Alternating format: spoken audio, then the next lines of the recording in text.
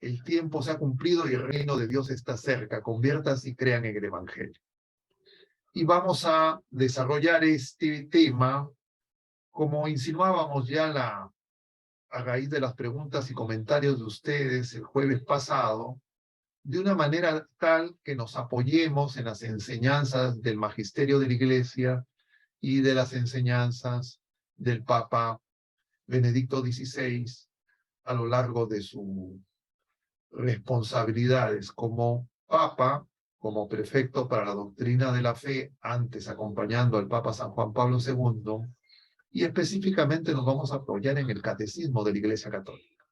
¿Y por qué hago esa referencia al catecismo? Porque últimamente, y ya hace algunos años, pero a raíz del fallecimiento del Papa emérito, han surgido muchos mensajes que buscan que interpretar el sentido de estos hechos que son definitivamente significativos.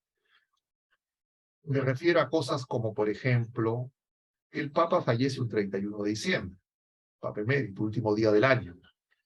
Pero además de ser último día del año, ese día la Iglesia celebra la memoria de San Silvestre I. Y San Silvestre I fue un papa que hizo el tránsito de la persecución a, diríamos, el edicto de Milán, por el cual cesan las persecuciones. Y entonces se podría pensar que tal vez lo que nos está anunciando es que puede hacer que vuelvan las persecuciones a la Iglesia. Y bueno, eso podría ocurrir.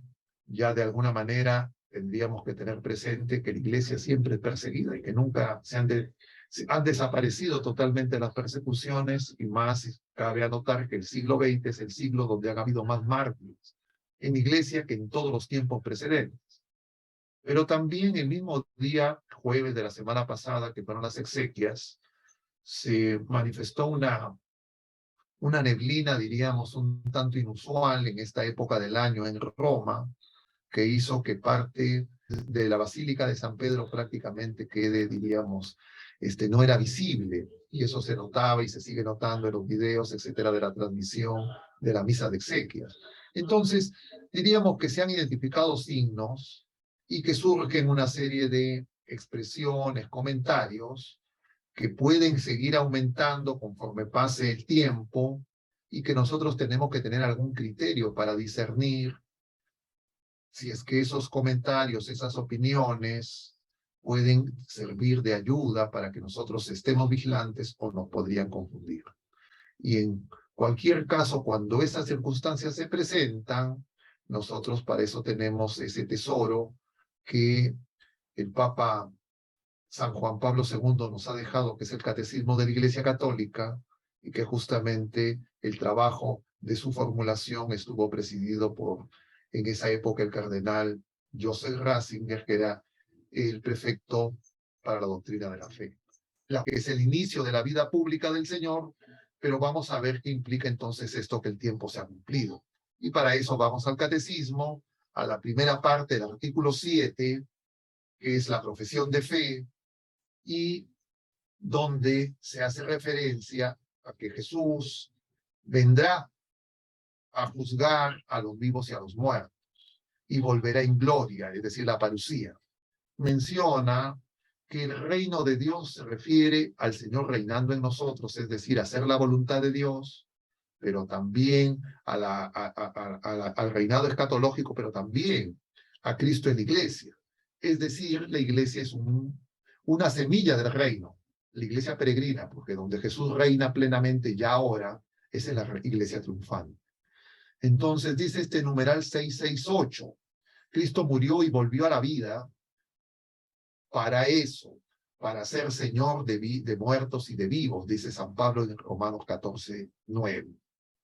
Y entonces en la ascensión implica que la naturaleza humana ya participa de la misma realidad divina en Cristo Jesús, y nosotros sabemos además, porque es dogma de la Iglesia también en nuestra Madre Santísima, que es la primera criatura humana asunta al cielo en cuerpo y alma.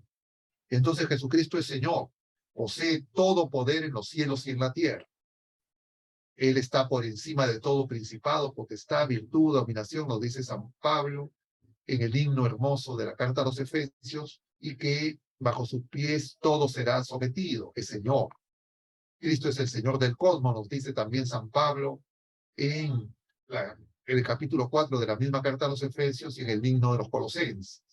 Y de la historia, en él, la historia de la humanidad, incluso toda la creación, encuentra su recapitulación, su cumplimiento trascendente.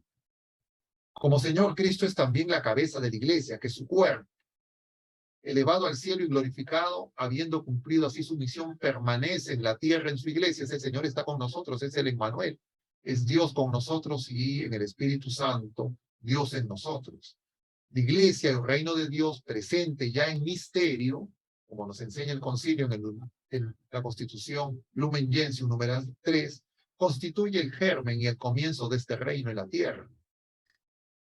Entonces, el final de la historia ha llegado, dice la Constitución Lumen Gentium, numeral 48.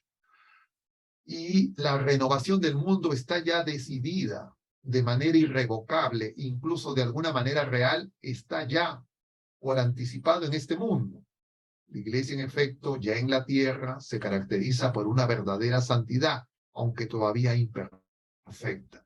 Y esa santidad y ese reino y esa renovación, podríamos comentar, precisando lo mencionado en otros jueves previos, se da sobre todo cuando celebramos los sacramentos de Cristo en la iglesia de Cristo, a través de los ministros de Jesucristo, que como hemos mencionado en varias ocasiones son los esposos en el sacramento del matrimonio y los ministros ordenados de los sacramentos que administran los ministros ordenados, sean diáconos, presbíteros u obispos.